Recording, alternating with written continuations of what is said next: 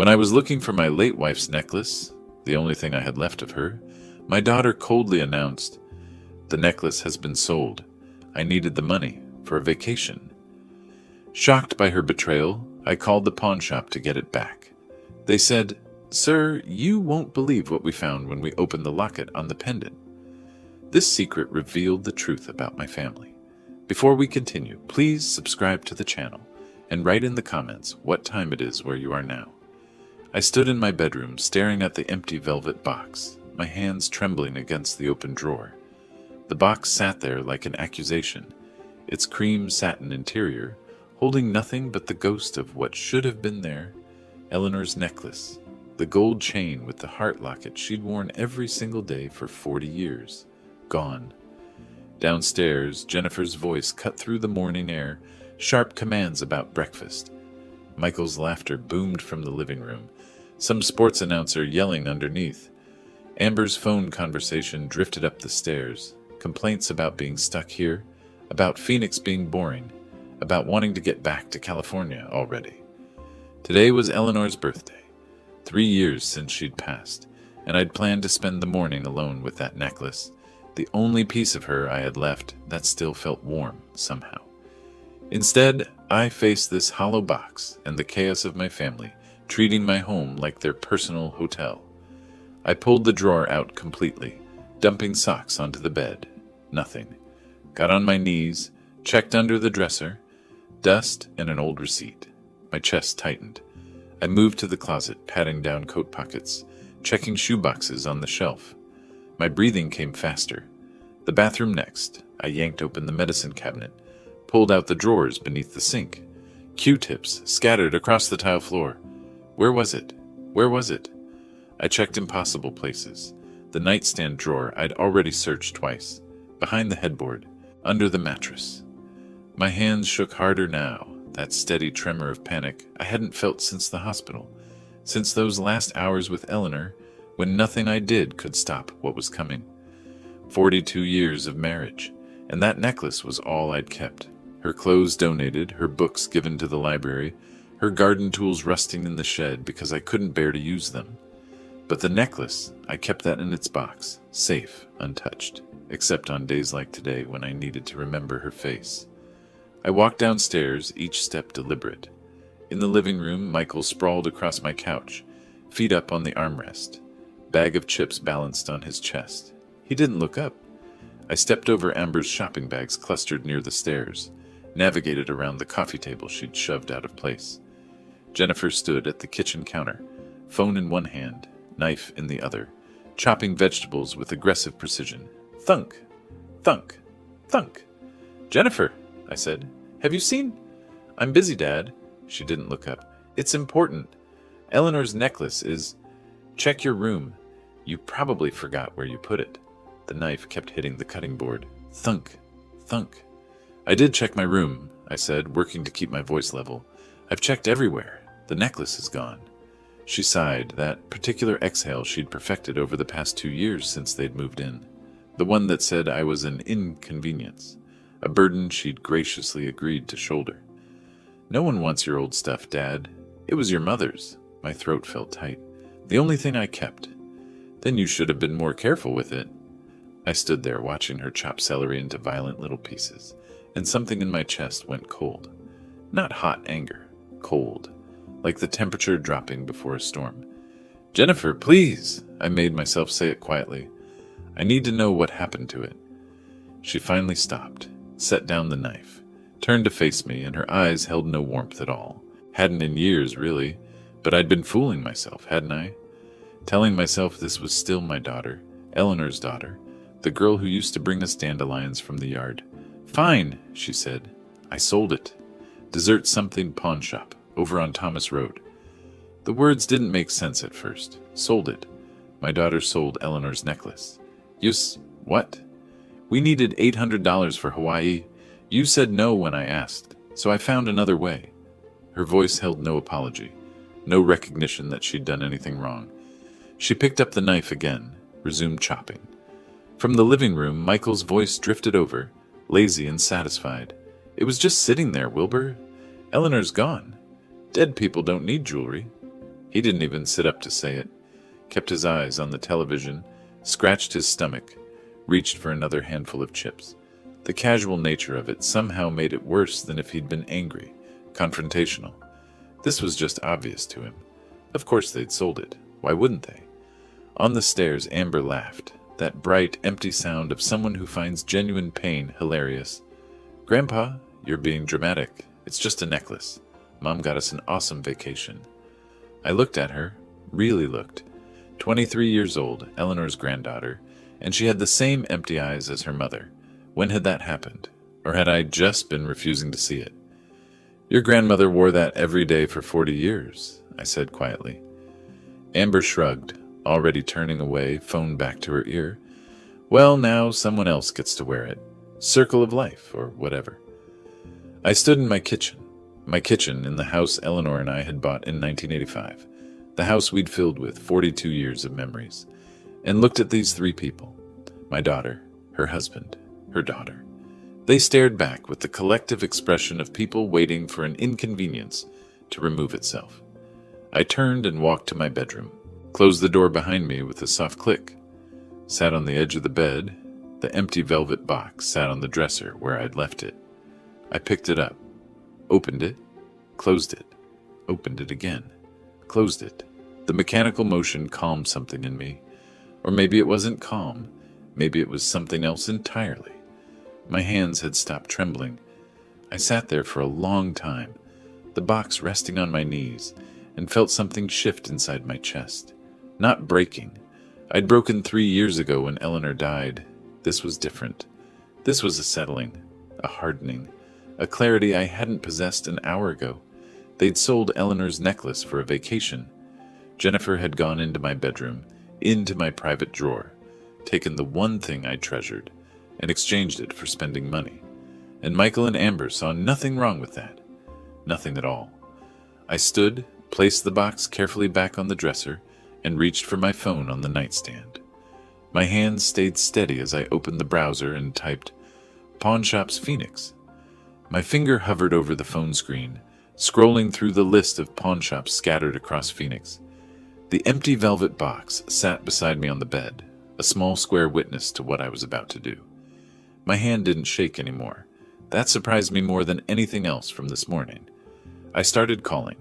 The first shop, Lucky Star Pawn, didn't have it. The woman who answered sounded bored. The second shop, Cash Express, put me on hold for 6 minutes before telling me no.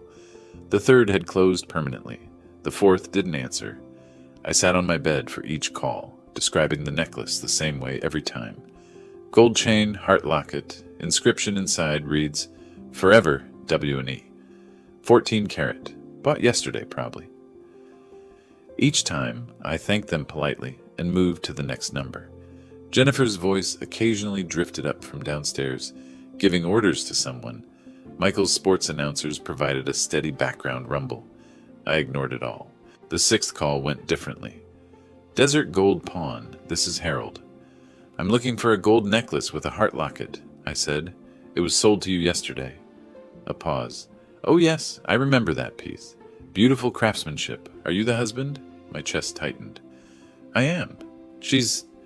My wife passed 3 years ago." "I'm very sorry." His voice held genuine sympathy. "Sir, there's something you should know about that locket." I straightened. "What do you mean?" When I was examining it, the locket opened. There was a small note inside. The room tilted slightly. "A note? I didn't know it opened." I removed it carefully, didn't want to damage it. Has numbers written on it. Bank something. 40 years. 40 years of marriage. And I'd never known the locket opened. Eleanor had worn it against her skin every single day, and I'd never thought to look for a clasp, never tried to open it. "Did you tell the woman who sold it?" I asked. "She was already gone." Honestly, I'm not sure she knew the locket opened either. She seemed in a hurry. Of course she had. Jennifer racing to convert my wife's jewelry into vacation money. She probably hadn't even looked at it closely, just saw gold and dollar signs. "I need to buy it back," I said. "How much?" I gave her $800. Fair value is closer to $1,200. It's 14 karat gold, and the craftsmanship is exceptional. "I'll pay the $1,200. Can I get it today?" Come by any time before 6. I'll hold it for you. And sir, he paused, I won't resell this to anyone else. It's yours. I thanked him, got the address, and sat for a moment looking at the phone in my hand. Eleanor had hidden something in that locket. A note with bank information. What else hadn't she told me? I stood, pocketed my wallet and keys, and walked downstairs. The family didn't look up as I passed through the living room. Michael's feet still claimed the couch, Amber hunched over her phone on the love seat, Jennifer somewhere in the back of the house. I walked out the front door into the November sunshine. The drive to Midtown took 30 minutes. I programmed the address into my phone's GPS and followed the calm voice through familiar streets, turned strange by purpose. Strip malls and auto shops and the occasional palm tree, Phoenix spreading out flat and beige in every direction. Desert gold. Pawn occupied a corner storefront between a nail salon and a tax preparation office. Bars on the windows, but clean bars. A neat sign. I parked in front and sat for a moment, hands on the steering wheel, preparing myself. Inside, the shop smelled like old leather and metal polish. Glass cases lined the walls, filled with jewelry and watches and cameras. A small man in his 50s stood behind the counter, gray hair neatly trimmed, reading glasses perched on his nose. "Mr. Davis?" he asked. "That's me?" "Harold Chen." He extended his hand and I shook it. "Let me get your necklace." He disappeared into a back room and returned carrying a small bundle wrapped in soft cloth. He unfolded it carefully on the counter, and there it was. Eleanor's necklace, the gold catching the fluorescent light, looking exactly as I remembered it, looking against her collarbone every morning for 4 decades. "The young woman who sold it," Harold said quietly. "Early 40s, seemed in a hurry. Didn't want to negotiate. I gave her 800 because that's fair for the weight, but I knew immediately it was worth more." He paused. "She your daughter?" I didn't answer that, just pulled out my wallet and counted out $1,200 bills. Harold had already prepared the paperwork. He pushed a small envelope across the counter. "The note," he said. "I put it in here for safekeeping." "Thank you," I managed. "Take care of it this time," he said gently. I drove 3 blocks before I had to pull over. My hands were shaking again, emotion flooding back now that the task was complete and I was alone. I parked in a shopping center lot, truck facing the afternoon sun streaming through the windshield. The necklace felt heavier than I remembered. I held it up to the light, turning it slowly, looking for the clasp Harold had mentioned. There, so tiny I'd never noticed it before, a small indentation on the side of the heart. I pressed it with my thumbnail. The locket sprang open. Inside, rolled impossibly tight, a piece of paper no bigger than my pinky nail. I used my fingernails to extract it, unrolled it carefully against my thigh. Eleanor's handwriting, microscopic but unmistakable. Bank of Arizona, box number 4782. I sat in my truck staring at those words until the sun shifted and the windshield glare became too much. Eleanor had a safety deposit box at Bank of Arizona, box number 4782, and she'd never told me. I drove home in a daze, parked in the driveway, walked past my family still planted in their same positions, like permanent fixtures, up to my bedroom. I stood at the window, watching the sun sink toward the horizon, the necklace clutched in one hand, the note in the other. What had Eleanor hidden from me, and why? That night, I didn't sleep. I lay in bed turning the questions over and over, the necklace on my chest where Eleanor used to wear it, feeling the slight weight of the gold, wondering what other secrets she'd kept. Morning came slowly. I showered, dressed in my good khakis and a button-down shirt, and drove downtown to Bank of Arizona's main branch on Washington Street. The building rose 10 stories, glass and steel and intimidating. I walked through the revolving door into a marble lobby that echoed with quiet conversations and clicking heels. A young woman at the information desk looked up with a professional smile. Her name tag read, Lisa. "I need to access the safety deposit box," I said. "Of course. Do you have the box number and identification?" I showed her Eleanor's death certificate. I'd brought it, some instinct telling me I'd need it, and my driver's license. Lisa examined both carefully. "I'll need to see ID and your wife's death certificate. You're listed as surviving spouse?" "Yes. Married 42 years. She typed information into her computer, nodding. The box was opened last in 2019. 6 years ago. No activity since.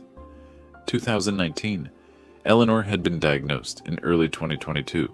She'd set this up 3 years before she got sick, before either of us knew what was coming. My wife passed in 2022, I said. She must have set this up before. Lisa's professional mask softened slightly. Take all the time you need in the privacy room, Mr. Davis. I'll walk you through the process. She led me through a heavy door into a vault room, walls of metal drawers, each with 2 keyholes. Lisa used her key and the box number to slide out a long metal container. She handed it to me, heavier than I expected, and guided me to a small windowless room with a table and chair. I'll be outside when you're finished, she said quietly, and closed the door. I sat alone, the metal box on the table in front of me, and couldn't make myself open it. My hands rested on either side of it, feeling the cold metal, and I thought about Eleanor 6 years ago coming to this same room, putting something inside this box, locking it away without telling me. Finally, I lifted the lid. Stacks of cash. $100 bills in envelopes, organized with rubber bands. I counted quickly. $20,000 at least. Maybe more. And underneath it all, a sealed envelope. My name in Eleanor's careful handwriting. Wilbur. I picked up the letter, held it against my chest with my eyes closed. She'd known. Somehow she'd known something was wrong. Known I'd need this. Known Jennifer would. My hands found the envelope seal. I broke it carefully, unfolded the paper inside.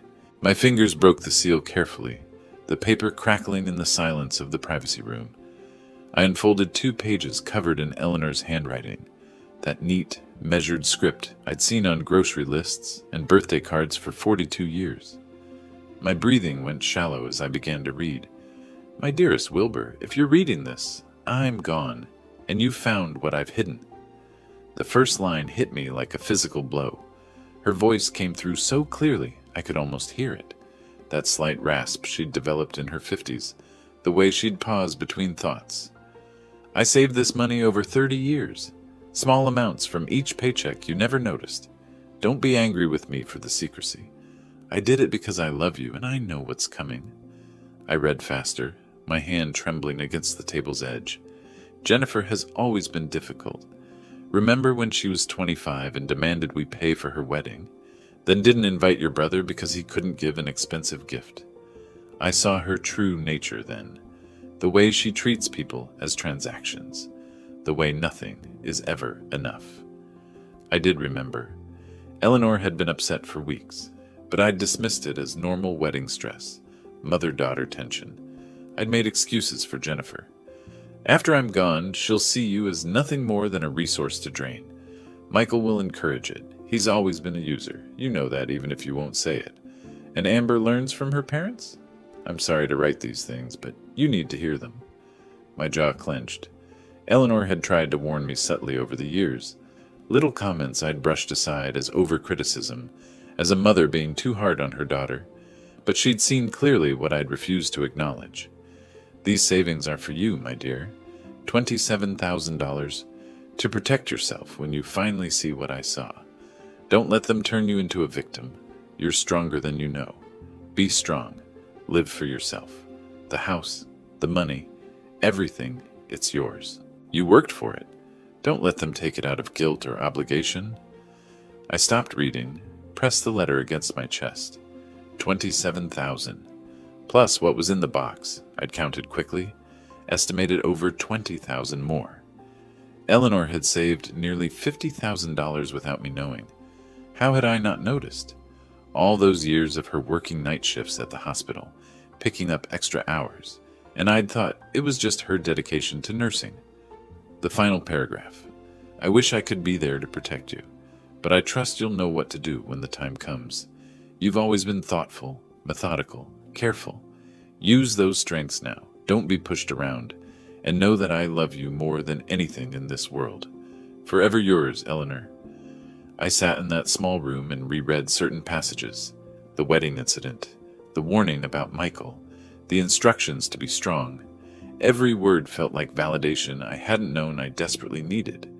Eleanor had seen everything, understood everything, and she'd prepared for this moment. I folded the letter precisely, placed it in my jacket pocket, over my heart. The cash stayed in the box, too much to carry safely, and I wasn't sure yet what I'd do with it. I stood, pushed the chair in, opened the door. Lisa looked up from her desk. "All finished, Mr. Davis?" "Yes, thank you for your help." "You're welcome. If you need to access the box again, just call ahead." I walked through the marble lobby, my footsteps echoing. Outside, afternoon sunlight hit me like a wall, harsh and unforgiving. I sat in my truck for 10 minutes, staring through the windshield at the parking garage's concrete wall opposite me, not really seeing it. Eleanor always having my back, even now, even from beyond. I touched the necklace under my shirt, felt the warm metal against my skin. The drive home happened on autopilot. Traffic lights, turn signals, merging lanes. At a red light on Central Avenue, I pressed my palm against the letter in my pocket. A horn blared behind me. The light had turned green. I drove forward, my mind processing everything I'd read. Home looked different when I pulled into the driveway. I sat watching through the front window before I got out. Jennifer on the couch, feet tucked under her, phone pressed to her ear, laughing at something. Michael sprawled in my recliner, Eleanor's 30th anniversary gift to me, the brown leather worn to the shape of my body. Amber at the kitchen table, bottles of nail polish scattered, cotton balls everywhere, painting her nails bright pink. My house, my space, occupied like conquered territory.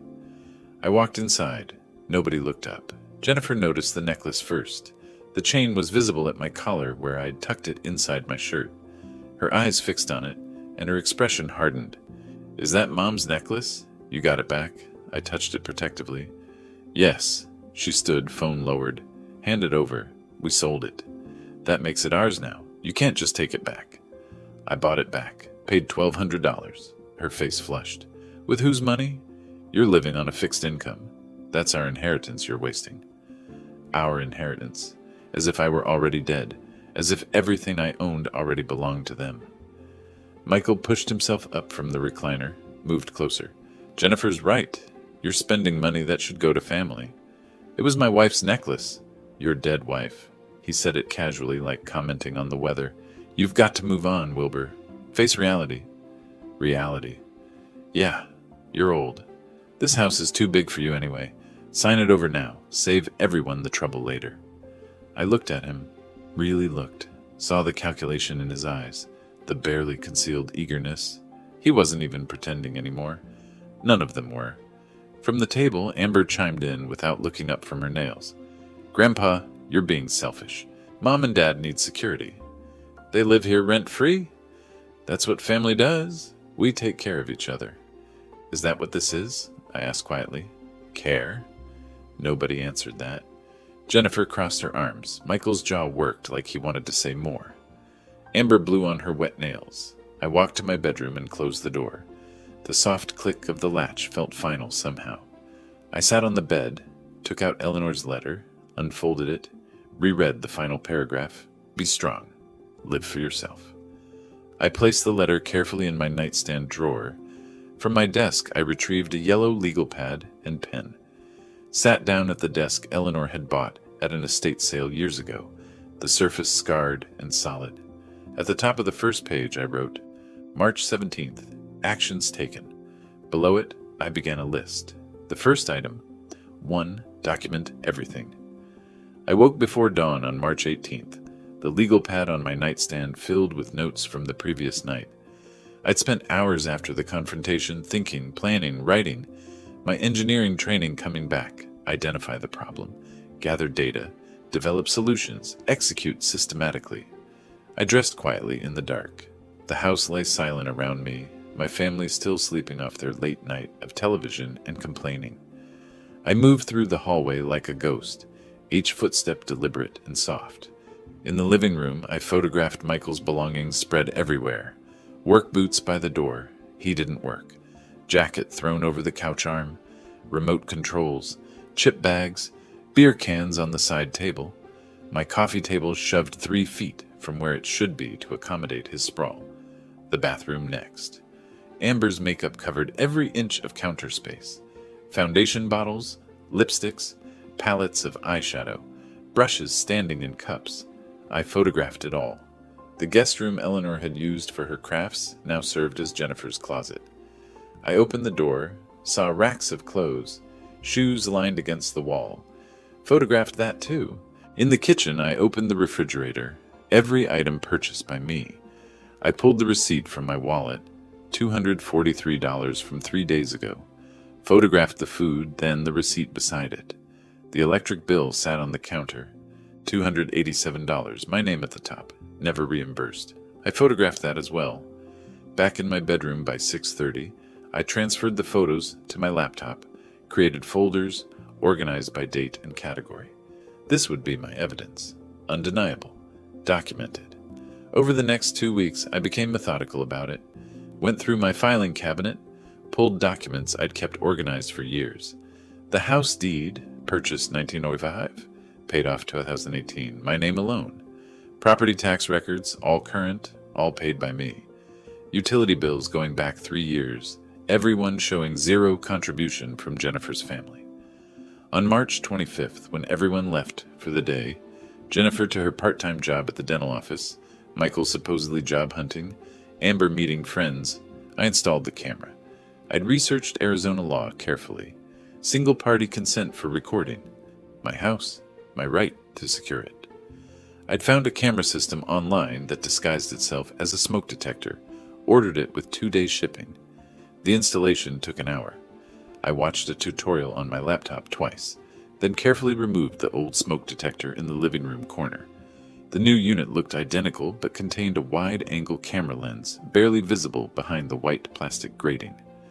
I mounted it, tested the connection on my phone. Perfect view of the couch, the kitchen entrance, most of the main floor. I felt no guilt. This was my home, my property. They'd forfeited any expectation of privacy the moment they started plotting how to take everything from me. The recordings proved valuable quickly. By March 29th, I had hours of footage. That evening, I sat at my bedroom desk. Door locked, laptop open, watching. Jennifer's voice came through clearly. I can't believe he spent $1,200 on that necklace. That's our money. Michael from the couch. He's being selfish. Old people get like that. When this house is ours, first thing I'm doing is remodeling. This place is stuck in 1985. Might not have to wait too long. He's what? 67? How many years he got left, really? I saved the clip, labeled it carefully. Evidence 329, Inheritance Discussion MP4. Another clip from April 1st showed Amber on the phone with a friend sitting on the stairs. My grandpa is such a pain. He got all weird about my mom selling some old necklace. The friend's voice faint. Why'd she sell it? We needed Hawaii money. He wouldn't give it to us, so Mom took care of it herself. Honestly, I'll be glad when this house is ours and we don't have to deal with his drama. My face remained impassive as I watched. Saved the clip. Added it to the growing folder. The financial forensics took longer. I pulled 3 years of bank statements, spread them across my desk, created a spreadsheet. Every loan to Michael went into the document with dates and amounts. $500 for car repairs in May 2022. $1,200 for emergency dental in August 2022. $2,000 for an investment opportunity in November 2022. On and on, month after month. I added formulas. Watched the total climb. By the time I finished, the number at the bottom read, $18,500. The actual repayment column contained nothing but zeros. I printed the spreadsheet, added it to my evidence folder. Found Jennifer's credit card statements mixed with my mail. She'd been using my address without asking. The Hawaii trip itemized clearly. $4,200 including flights, hotel, excursions, plus the $800 from selling Eleanor's necklace. By early April, my folder had grown thick with documentation. Photographs, videos, financial records, property documents, everything organized with tabs and labels. I sat at my desk one evening, the folder open before me, and knew it was time. I picked up my phone, searched Elder Law Attorneys Phoenix. Patricia Morrison's practice appeared third in the results. Protecting senior rights, experienced elder law attorney. I called the next morning. Her receptionist scheduled me for April 3rd at 2 in the afternoon. The office building downtown rose 12 stories, glass and steel reflecting the desert sky. I parked in the garage, took the elevator to the 3rd floor. Patricia Morrison's name on a glass door, neat reception area with leather chairs and legal journals on a side table. The receptionist showed me to Patricia's office. She stood to greet me, 50-ish gray-streaked dark hair pulled back, business suit, reading glasses on a chain around her neck. She shook my hand firmly, gestured to a chair across from her organized desk. "Mr. Davis, tell me what's going on." I placed my evidence folder on her desk. "My daughter and her family have been living in my house for 3 years. They don't pay rent or contribute anything to expenses. They've been exploiting me financially, and they're waiting for me to die so they can take everything." Patricia's expression didn't change. She opened the folder, began reviewing documents, made notes on her own legal pad, asked questions in a sharp, efficient manner. "Do they pay anything toward household expenses? No? Have you asked them to leave?" "Not formally." "Good. We'll do this properly." She continued through the folder, watching video clips on my laptop, examining the spreadsheet, reading the property documents. 20 minutes of silence except for her occasional questions. Finally, she looked up. "Mr. Davis, this documentation is excellent. Very thorough. How long has your daughter's family lived there?" 3 years since my wife passed. "And they've never paid rent, utilities, or contributed to household expenses?" "Not a dollar." "Jennifer says family doesn't charge family." Patricia nodded, writing.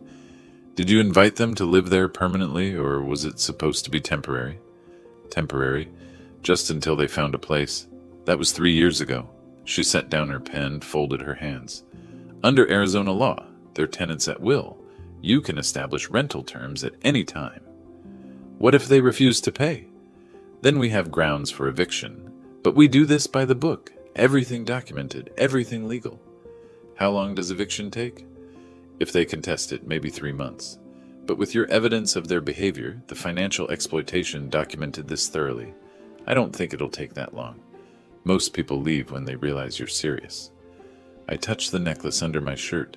Eleanor's presence still guiding me, still protecting. "My retainer is $3,000, Patricia said. "That covers initial filings, drafting the rental agreement, and the first phase of eviction proceedings if needed." "That's fine." She studied me for a moment. "You're certain you want to do this? They're your family." "My wife warned me this would happen. I should have listened sooner." Patricia pulled a retainer agreement from her drawer, placed it in front of me with a pen. "Then let's get to work." I signed with a steady hand, my signature firm across the bottom line, slid the document back across her desk. She took it, placed it in a folder, her movements precise and professional. "I'll have the rental agreement drafted by next week. We'll serve it formally and see how they respond." I stood, shook her hand again. "Thank you." "Don't thank me yet. This is just beginning." I walked out of her office into the hallway. The door closed behind me with a soft click that felt like something ending and something else beginning. The war had officially started. A week after signing Patricia's retainer, I sat at my bedroom desk reviewing the rental agreement she'd emailed. 3 pages, professionally formatted, dense with legal language. I read every clause twice, then a third time. Rent, $1,500 monthly, payable by the 1st of each month.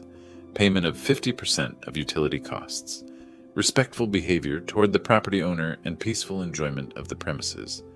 30-day notice period if tenant fails to comply with stated terms. The market rate for comparable space in Phoenix ran around $2,200. Patricia had explained the strategy. Make the terms reasonable so no judge could call them punitive. This wasn't about gouging Jennifer. This was about establishing my rights as property owner and their status as tenants. I touched the necklace under my shirt. Eleanor would approve of this methodical approach. I clicked reply, typed, "This is perfect. Let's proceed." Hit send without hesitation. Patricia arranged for official service. On April 10th at 2 in the afternoon, a woman arrived at my door carrying a leather portfolio.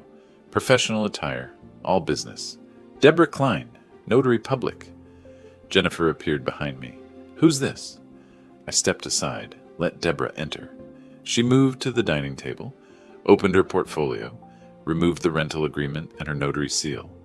Jennifer hovered, suspicion radiating from her. "Ms. Thompson, I'm here to serve you with a rental agreement for this property." Deborah's voice carried formal weight. "Please read it and sign acknowledging receipt."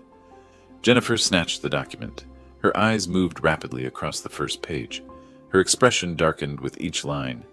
$1,500 a month? Utilities? This is insane. "The document outlines terms of continued residency," Deborah said calmly. "You're not required to agree, only to acknowledge you've received it." "I'm not signing anything." Deborah made a notation on her form. "Noted.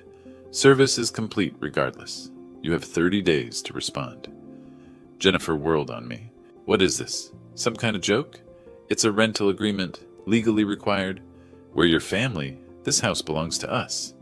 "This house belongs to me. The deed is in my name. You're tenants." "Tenants? Tenants? How dare you?" Michael emerged from the living room, took the agreement from Jennifer's shaking hands, read it quickly, his face reddening. "You're not thinking clearly, Wilbur. Maybe you need a doctor to evaluate your mental state." "My mental state is fine." "We'll see what a judge says. Competency hearing. We'll get guardianship." "You're welcome to try." He stepped closer, using his height advantage. "You have no idea what you're starting, old man." Deborah gathered her materials efficiently, clearly accustomed to hostile situations. She left without ceremony. The door closed behind her with a definitive click. "The terms are reasonable," I said into the silence. "Below market rate for rent in this neighborhood." "We're not paying you rent," Jennifer's voice cracked. "Then you need to leave." Michael's jaw worked. "We're not going anywhere. You have 30 days. After that, the decision won't be yours anymore." I walked to my bedroom, closed the door, sat on the bed for a moment, breathing steadily. Through the walls, Jennifer's voice rose in fury. Michael's deeper rumble responded. Amber's higher pitch joined the chorus. I had other moves to make. The bank downtown took 30 minutes to reach. I parked in their garage, took the elevator up, asked for a manager. Marcus, early 30s, professional demeanor, led me to his office. "How can I help you today, Mr. Davis?" I slid Jennifer's old signature card across his desk. "I need her removed from all access to my accounts." Marcus typed on his computer, frowned. "She hasn't accessed the account recently, but there was an attempt last week, April 3rd. We denied it because she didn't have proper ID, but she claimed to be acting on your behalf." My jaw tightened. April 3rd. The same day I'd met with Patricia, Jennifer had tried to drain my accounts while I was securing legal representation. Remove her completely. New passwords. New security questions. "I'll flag the account for fraud attempts as well." Marcus made notes. "Would you like documentation of the attempted access?" "Yes. Print the security log." He did. I added it to my growing evidence folder. The next morning I met with Andrew Morrison, an estate specialist Patricia had recommended. His office occupied the second floor of a quiet building near Camelback Mountain. Andrew reviewed my existing will, everything to Jennifer, drafted 5 years ago, and set it aside, pulled out fresh documents. "You're certain about these changes?" "Completely certain." I initialed each page. 3 beneficiaries: the Phoenix Homeless Coalition, the Memory Research Foundation, and the Arizona Elder Rights Advocacy Center. Organizations that did actual good in the world. Jennifer would receive nothing.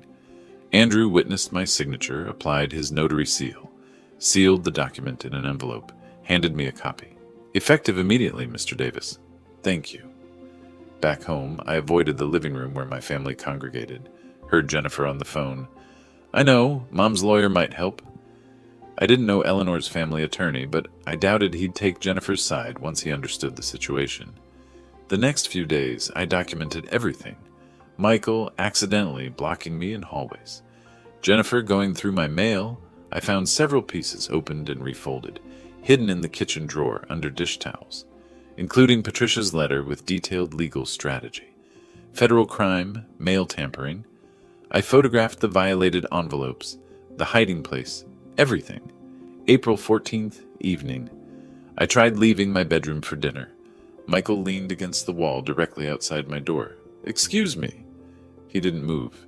"We need to talk about this rental nonsense." "Move, please." He shifted slightly. "Not enough." "What if I don't?" I'll call the police. He laughed. For what? I'm standing in a hallway. He eventually moved, but the message was clear. The hallway camera captured everything. His deliberate positioning, his refusal to move, his threatening posture.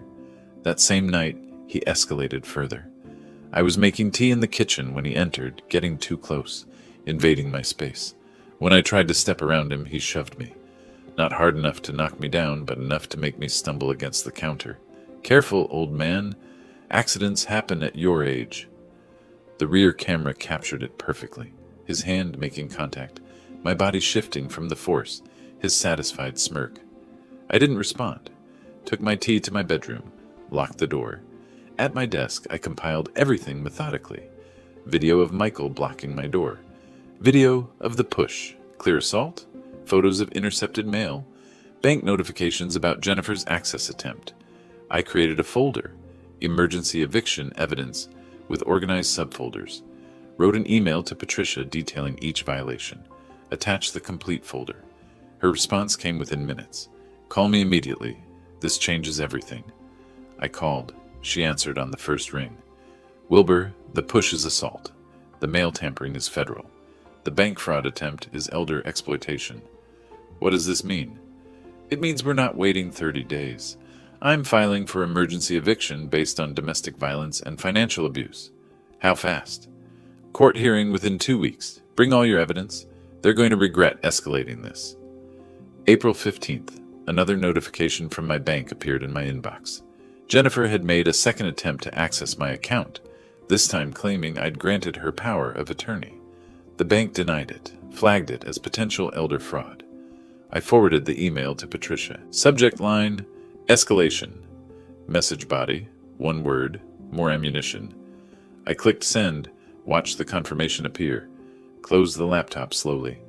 Through my bedroom door, Jennifer and Michael's voices rose in argument, planning their next move, no doubt. Still believing they held some cards. They had no idea what was coming. The next morning, I walked into my kitchen to find Jennifer sitting at the table with a stranger. A man in a cheap suit, briefcase open, papers spread before him. Jennifer's eyes were red-rimmed, tissues crumpled in her fist. She looked up.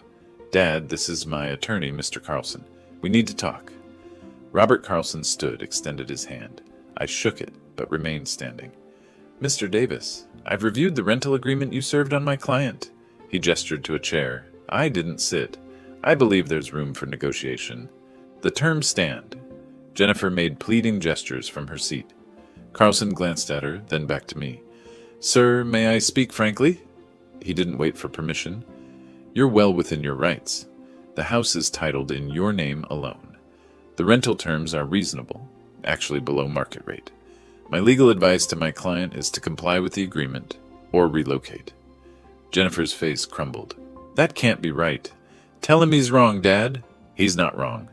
Carlson closed his briefcase with a decisive snap. Ms. Thompson, your father owns this property outright. You're not on the deed, not on the mortgage history. There's no adverse possession claim after only 3 years. Familial relationship doesn't create property rights. Legally, you're a tenant at will, and he's establishing formal terms. But I'm his daughter. I have rights. Not to his property. I'm sorry. Carlson stood. Mr. Davis, if you'll excuse me. He left quickly, clearly wanting distance from Jennifer's mounting hysteria. The moment the door closed, Jennifer turned on me. I can't believe you're doing this. Mom would be devastated. Your mother left me a letter. She warned me about you. Jennifer froze. What letter? You're lying. She knew exactly who you were. She was right about everything. Her tears stopped as if a switch had flipped. Her voice hardened. You're going to regret this. She stormed to the guest room, slammed the door. I heard her on the phone immediately, voice rising and falling in complaint. Over the next days, she launched a systematic campaign. Knocked on my bedroom door midday, transformed into vulnerability, clutched tissues, eyes swimming with manufactured tears. Dad, please, I'm not sleeping. I'm developing chest pains. The stress is killing me. She reached for my hand. I kept mine at my side. I've given up so much to be here with you after Mom died. How can you do this to me?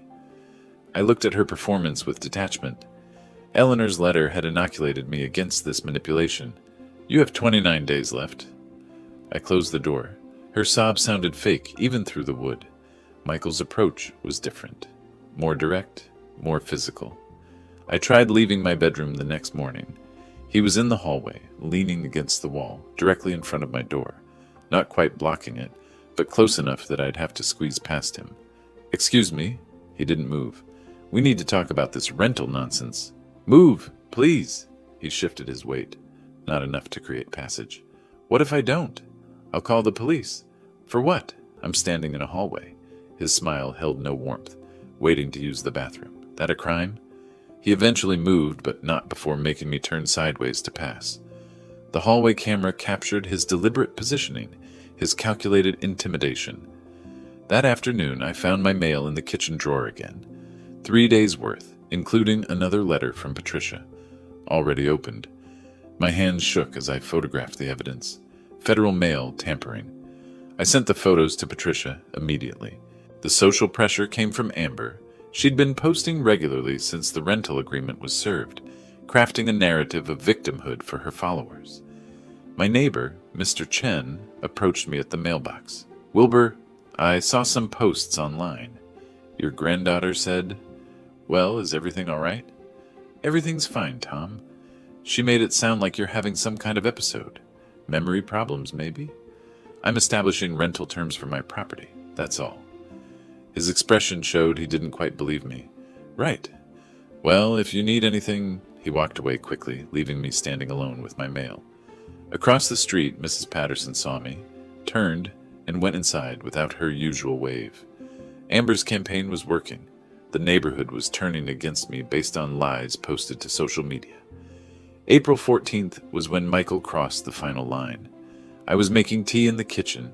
He entered, moved too close. When I tried to step around him, he put his hand on my chest and pushed. Not hard enough to knock me down, but enough to make me stumble backward against the counter, enough that I had to catch myself on the edge. Careful, old man. Accidents happen at your age. I said nothing, took my tea and left. Behind me, Jennifer's voice. Michael, not in the house. But the camera had captured everything, his hand making clear contact. My body forced backward, his threatening tone. In my bedroom, I sat at my laptop and methodically compiled the evidence. Video clips organized by date and severity, photos of tampered mail, screenshots of bank fraud notifications, Amber's social media posts archived. I created a comprehensive timeline document, cross-referencing each incident with supporting evidence. Everything organized, everything documented, everything ready for court. I emailed the complete package to Patricia. Her response came quickly. Perfect timing. Emergency hearing is scheduled for May 2nd, 2 weeks away. They won't know what hit them. That same afternoon, another notification arrived from my bank. Jennifer had attempted to access my account again, claiming I'd granted her power of attorney. The bank denied it, flagged the account, contacted me to verify. I called them immediately, confirmed the fraud attempt, requested full documentation. They sent it within the hour. I forwarded it to Patricia with one word in the message body. More ammunition. Her reply, this is textbook elder financial exploitation. Combined with the assault and mail tampering, we have an overwhelming case. Start packing their belongings mentally. They're done. I stood at my bedroom window watching the sun sink toward the western mountains. Phoenix spread out below in the amber light, the city where Eleanor and I had built our life together. Where we'd raised Jennifer, bought this house, worked and saved and planned for a future we'd thought would be peaceful. In the living room, I could hear my family arguing, Jennifer's voice sharp with panic, Michael's defensive rumble, Amber whining about having to move. They still thought they were winning, still believed their tears and threats and social media posts would force me to capitulate. They had no idea the trap had already closed around them. I touched Eleanor's necklace through my shirt, felt the warm gold against my skin, and allowed myself the smallest smile. 2 weeks until the hearing, 14 days until justice arrived. I could wait. 2 weeks later, I sat in a courtroom watching Judge Margaret Stone review documents at her bench. The emergency hearing had arrived. Patricia sat beside me, two accordion folders on the table before her. Across the aisle, Jennifer huddled with Carlson and Michael, all three avoiding my gaze. Judge Stone looked up, steel gray hair framing sharp eyes that had clearly seen through countless family disputes. I've reviewed the evidence submitted by Ms. Morrison. The videos are particularly disturbing. Carlson stood. Your Honor, this is a family dispute. Emotions are running. Mr. Carlson, assault is assault, regardless of family relationship, and the mail tampering is a federal offense. The judge's voice cut through his excuse. I'm issuing a temporary restraining order. Mr. Thompson will maintain a distance of at least 10 feet from Mr. Davis at all times within the shared residence. Any violation will result in immediate arrest. Michael nodded reluctantly, jaw tight. The full eviction hearing is scheduled for July 2nd. Mr. Davis is within his rights to establish rental terms or request vacation of his property. Patricia leaned close as we stood. 2 months, but we're winning. The family returned home that afternoon. The restraining order changed nothing fundamental. Michael kept his distance physically, but the hostility remained thick as smoke. They refused to pay the $1,500, ignored every communication from Patricia. They were squatting in my house, betting I'd give up. Mid-May, I made a decision that surprised even Patricia. I want to sell the house. Silence on the phone then. Wilbur, that's radical, but strategically brilliant. Remove the asset they're fighting over. Exactly. She recommended Robert Santos, a real estate agent who handled difficult situations professionally.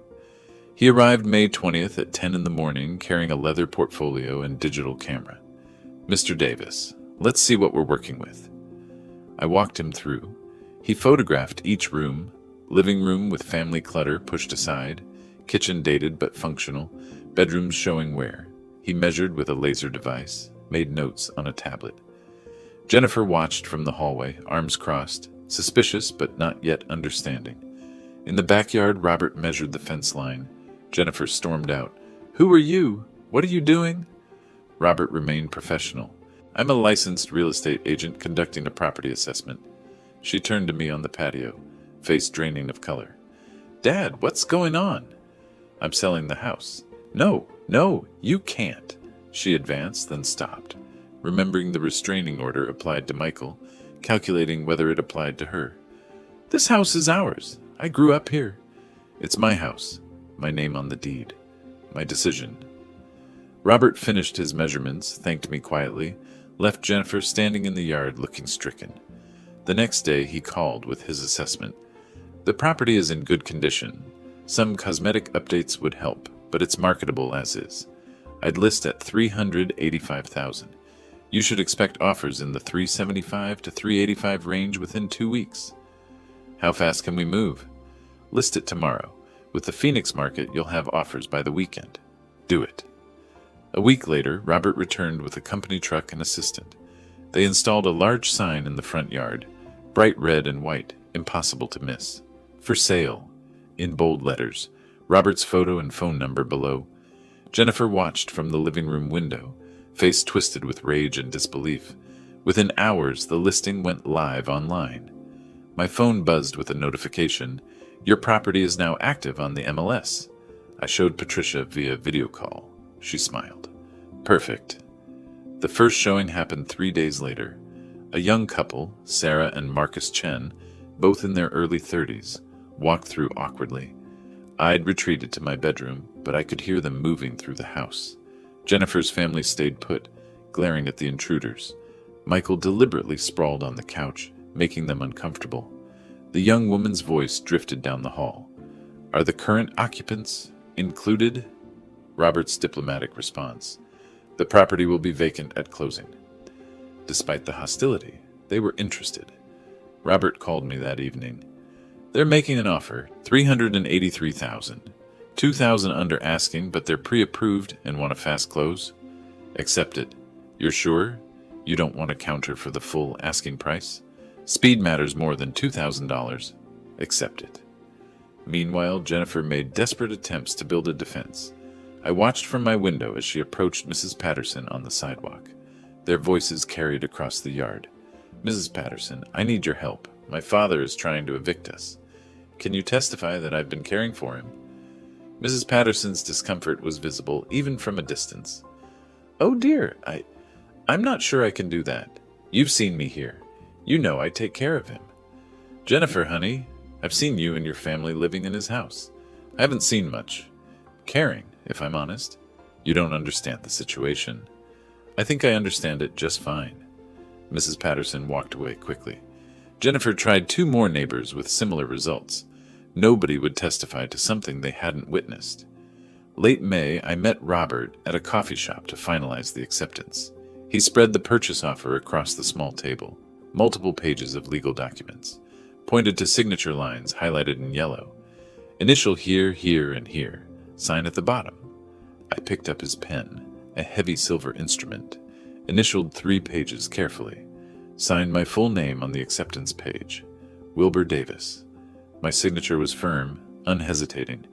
Robert countersigned as agent, slid the documents into his portfolio. "I'll submit this to their agent today. Closing is scheduled for August 15th. We shook hands. As I walked out into the bright June sun, my phone buzzed. A text from Patricia.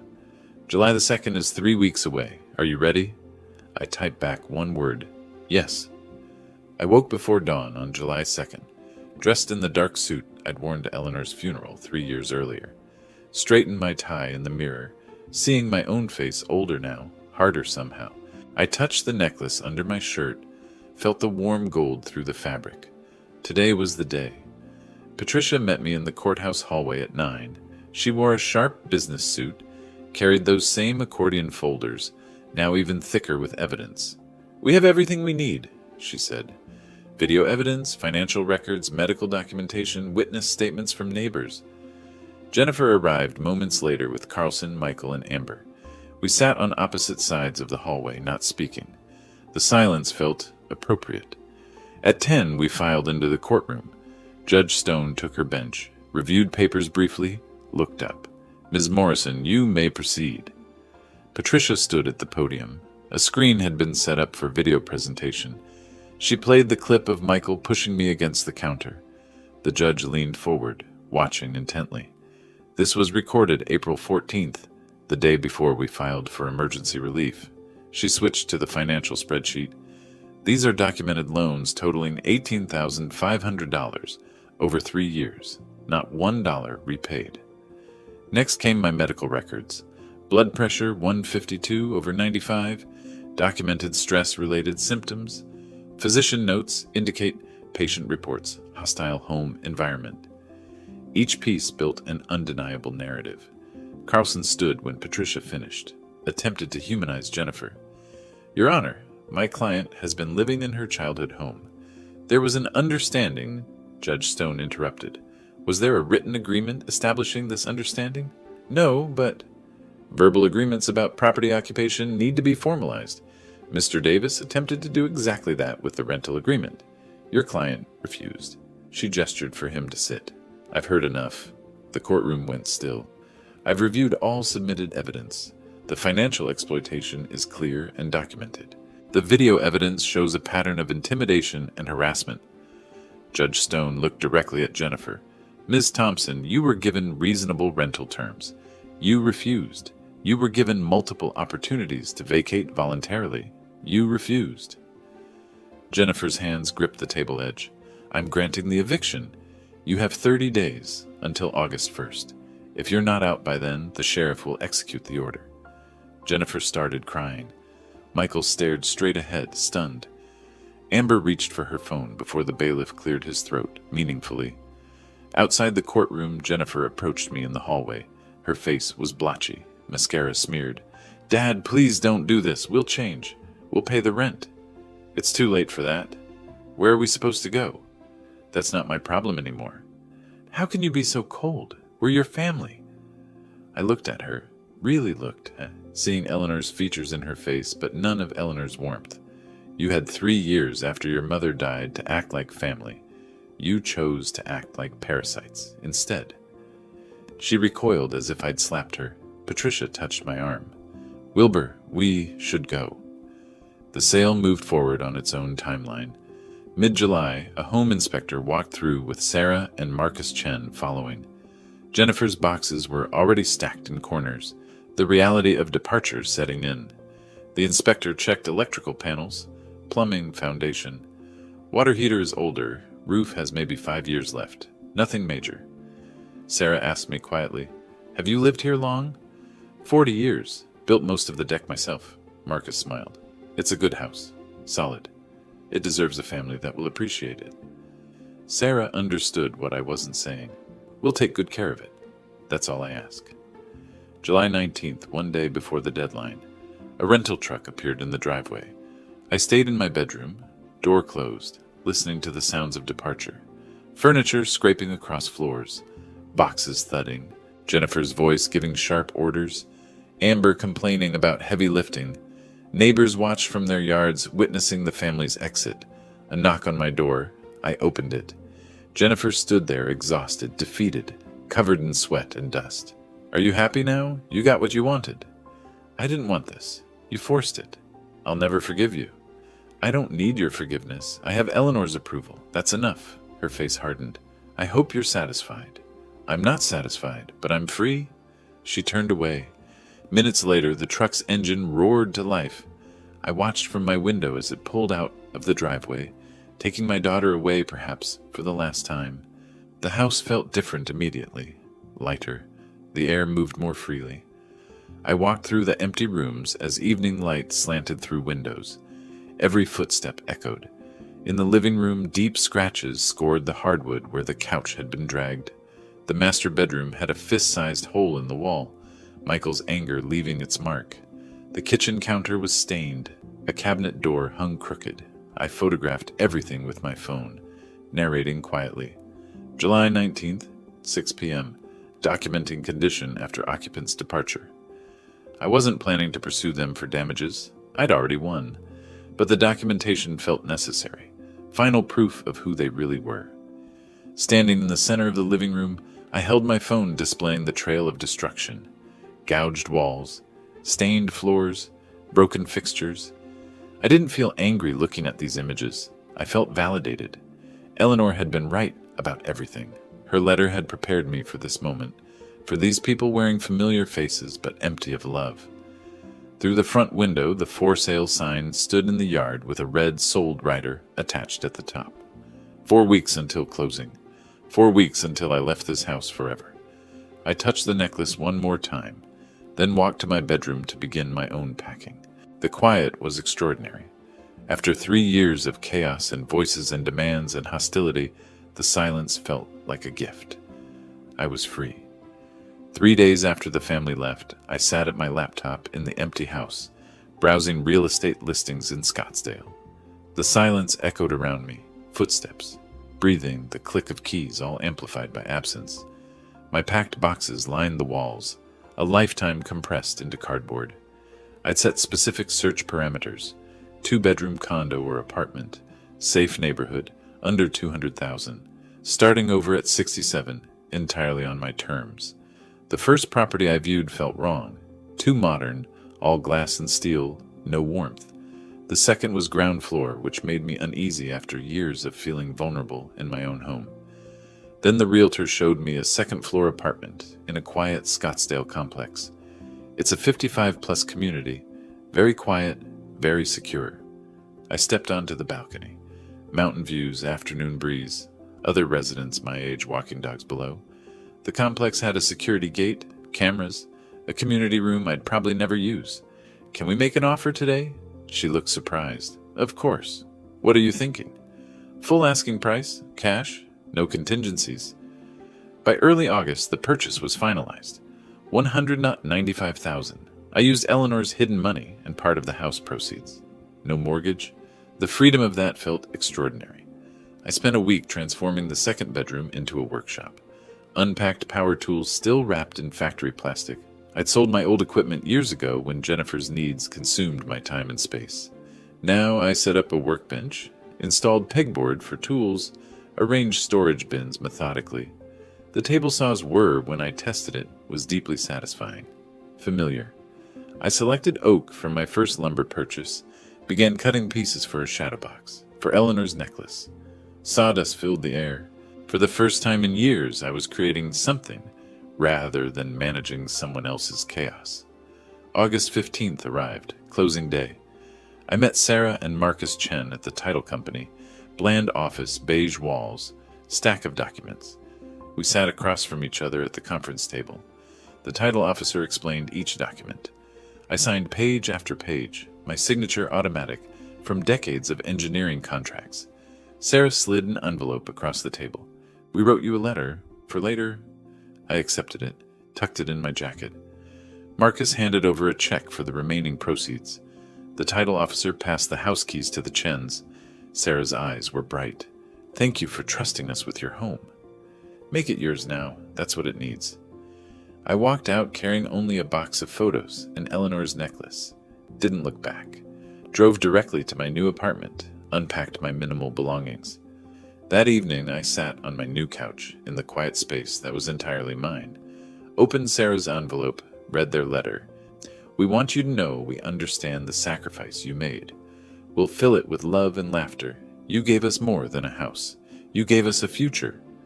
I folded it carefully, placed it in my desk drawer beside Eleanor's letter. 2 messages of hope from 2 different sources. Meanwhile, I'd opened a new bank account at a different institution. Transferred approximately $210,000 after all purchases and expenses. Set up automatic payments for utilities, HOA fees. Everything organized with the precision I'd once applied to engineering projects. For the first time in years, I reviewed my accounts without anxiety, without wondering what Jennifer had taken or Michael had borrowed. She tried calling me. I watched her name appear on my screen, let it go to voicemail, didn't listen. Another call. Another. I opened my settings, scrolled to block contact. Confirmed. A text from a different number. Michael's. "You owe us. We're family." Block. Another from Amber's number. "Grandpa, please answer." Block. I changed my number the next day. Gave it only to Patricia, my doctor, and the complex security office. Late August, a knock on my apartment door. I looked through the peephole. Jennifer stood there looking exhausted, desperate. "Dad, I know you're in there. Please, we need to talk. We made mistakes, but we're family." I backed away silently, sat in my armchair. Her voice continued, muffled through the door. "We're struggling. We can't afford. Please, Dad." More knocking. A door opened down the hall. A male voice. "Ma'am, if you don't leave, I'm calling security." Jennifer. "This is my father." "He's not answering. You need to go." Footsteps retreating. Finally silence. I felt no guilt. I felt free. That evening I stood in my workshop working on the shadow box. Oak with dovetail joints, requiring precision and patience. I applied wood glue carefully, fit the pieces together, clamped them to dry. When it was finished, I mounted Eleanor's necklace inside, hung it on my living room wall in a place of honor. The gold caught the lamplight, glowing softly. I walked to my window, looked out at the Scottsdale Mountains, darkening against the orange sky. Tomorrow was August 28th, 3 years since Eleanor passed. I had plans for that anniversary. Good plans, peaceful plans. 2 days before Eleanor's anniversary, I sat in Patricia Morrison's office one last time. She slid a document across her desk, my newly finalized will. "It's official. Everything goes to the 3 charities as you specified. Your daughter is explicitly excluded with an explanation that she's already received what you consider her fair share during your lifetime." I read the relevant section aloud quietly. "To my daughter Jennifer Davis Thompson, I leave nothing, as she has already received substantial financial support during my lifetime and has demonstrated through her actions that she values my assets more than our relationship." I initialed each page, signed all 3 copies. Patricia and her paralegal witnessed. The notary seal was applied.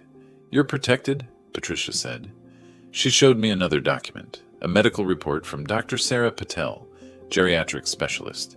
"Jennifer tried to file for guardianship, claimed you were mentally incompetent to manage your affairs." I wasn't surprised. I arranged for a comprehensive evaluation. The results: cognitively sharp, physically healthy, fully competent. Her petition was dismissed immediately. I felt vindicated but not shocked. I'd always known I was fine. Jennifer was the one who was broken. Patricia handed me another letter. This came from Carlson yesterday, requesting family mediation to repair relationships. I read it once. The desperation was transparent. Jennifer needed money, hoped reconciliation might lead to some inheritance. No, I said simply. I'll draft a response declining. The matter is closed. Thank you, Patricia. For everything, she smiled. It was my pleasure, Wilbur. You deserve justice. August 28th arrived. 3 years exactly since Eleanor's death. I woke before dawn in my new apartment, made coffee in my small kitchen. The familiar ritual felt right. I carefully removed Eleanor's necklace from the shadow box, held it in my palm. The metal was cool, the heart-shaped locket perfect. I opened it. The tiny space where her note had been hidden was empty now, but I remembered every word. I sat in my armchair, necklace in one hand, her letter from my desk drawer in the other. Read it again. Be strong. Live for yourself. I did it, Eleanor, I whispered to the quiet room. I'm free. Tears came, not from sadness, but release. She'd saved me even after death, given me permission to choose myself over obligation. You were right about everything. Thank you for not giving up on me. I returned the necklace to its place of honor on the wall, where it caught the morning light. That afternoon, I met Dennis Morrison at a Starbucks in Scottsdale. An old friend from my engineering days, someone I'd lost touch with when Jennifer's family consumed my life. He was there first, gray hair, warm smile. We shook hands, the gesture turning into a brief hug. I tried calling you a few times over the years, Dennis said as we sat with our coffee. Always went to voicemail. I was occupied. My daughter and her family moved in after Eleanor died. Understanding dawned in his expression. Ah, that kind of occupied. We talked for 2 hours, about Eleanor, about engineering projects from decades past, about Dennis's grandchildren. Finally, I said, I'm living alone now, by choice. Dennis grinned. Good for you, Wilbur. That wasn't living before. No, but it is now. How about chess next Thursday? Prepare to lose. You're on. It was the first social engagement I'd made for myself in years. That evening, I stood in my workshop, working on an oak box, dovetail joints, requiring precision and patience. I'd built the shadow box for Eleanor's necklace. This box had no specific purpose yet. Maybe I'd give it to Dennis. Maybe I'd keep it for my own small treasures. It didn't matter. What mattered was that I was making it with my own hands, in my own time, for my own reasons. I applied glue to the final joint, fitted the pieces together carefully, ran my hand over the smooth wood, feeling the grain. The satisfaction was profound. As I worked, I thought about the journey, Eleanor's letter hidden in the necklace, the discovery of her savings, the legal battle, Patricia's expertise, the house sale, this new beginning. I didn't feel victorious. I felt balanced. I cleaned my tools methodically, swept the sawdust, examined the completed box in the light. The joints were perfect.